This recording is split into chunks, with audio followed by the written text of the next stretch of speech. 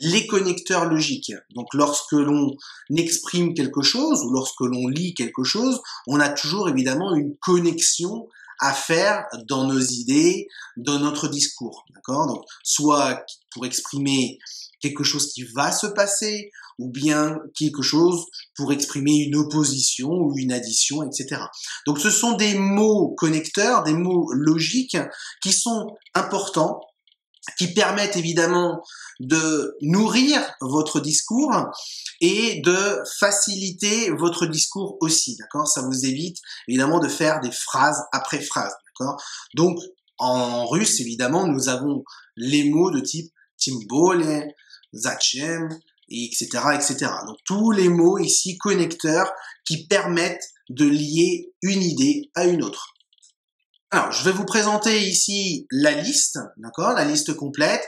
Je vais donner quelques exemples, ok.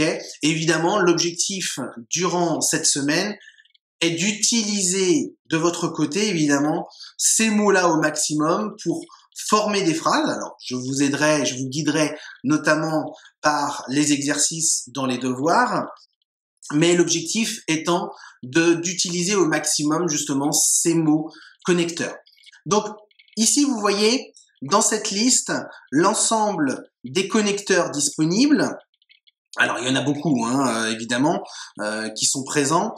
Vous avez ici une différence, évidemment, au niveau des connecteurs. Donc, certains connecteurs, ici, sont des adverbes, c'est-à-dire qu'on les utilise simplement et qu'après, on rajoute une phrase, d'accord? Par exemple, dans le cadre, premièrement, nous allons voir quelque chose. Deuxièmement, nous allons faire quelque chose. Et pour finir, nous allons tatata, d'accord? Donc ici, nous avons simplement des petits mots, en fait, que l'on rajoute pour lier les idées, d'accord? Mais dans une forme, dans une idée d'ordre, d'accord? Donc ici, ça ne change pas la phrase en elle-même, ok? On n'a pas de changement au niveau du verbe, etc. Ce sont plutôt des expressions, plutôt qui expriment, par exemple, la conséquence, qui vont t'obliger, par exemple, à changer le verbe. Par exemple, les mots, par exemple, qui expriment la conséquence ou le but vont sûrement ici demander un changement au niveau du verbe. Par exemple, pour que tu fasses bien tes devoirs, tu dois être concentré. Donc ici, après évidemment l'expression pour que, nous avons ici l'utilisation d'un subjonctif. Donc les connecteurs logiques ici peuvent en fait juste être utilisés en termes de mots, d'accord? Juste pour lier une idée à une autre, ou bien elles peuvent aussi évidemment changer la forme de la phrase ou changer le temps du verbe. Alors, je vais vous donner, par exemple, quelques exemples. Ici, je ne vais pas tous les donner, évidemment, parce qu'il y en a beaucoup. J'ai essayé de faire en sorte, évidemment, que la liste soit exhaustive, c'est-à-dire qu'il y en ait beaucoup, que vous ayez l'ensemble des connecteurs logiques principaux, vraiment que vous ayez une liste tout à fait complète. Donc, évidemment, je ne pourrais pas donner des exemples à tous, d'accord? Donc, je vais en utiliser certains. Alors, il y en a qui sont relativement faciles, hein, bien sûr. Hein. Certains sûrement que vous connaissez déjà.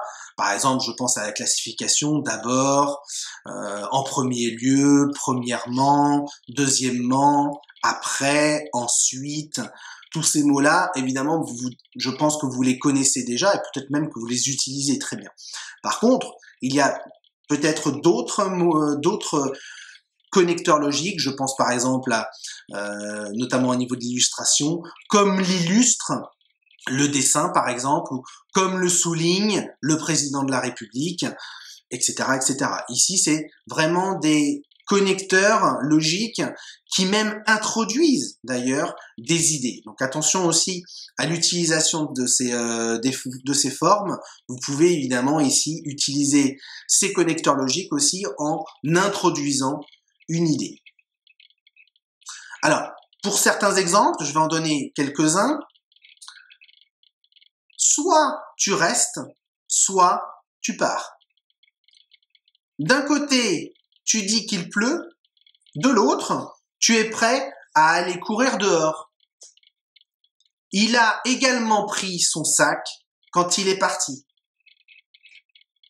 Avant que tu viennes, je dois faire des courses. Lorsque tu viendras, je n'aurai pas le temps de jouer avec toi.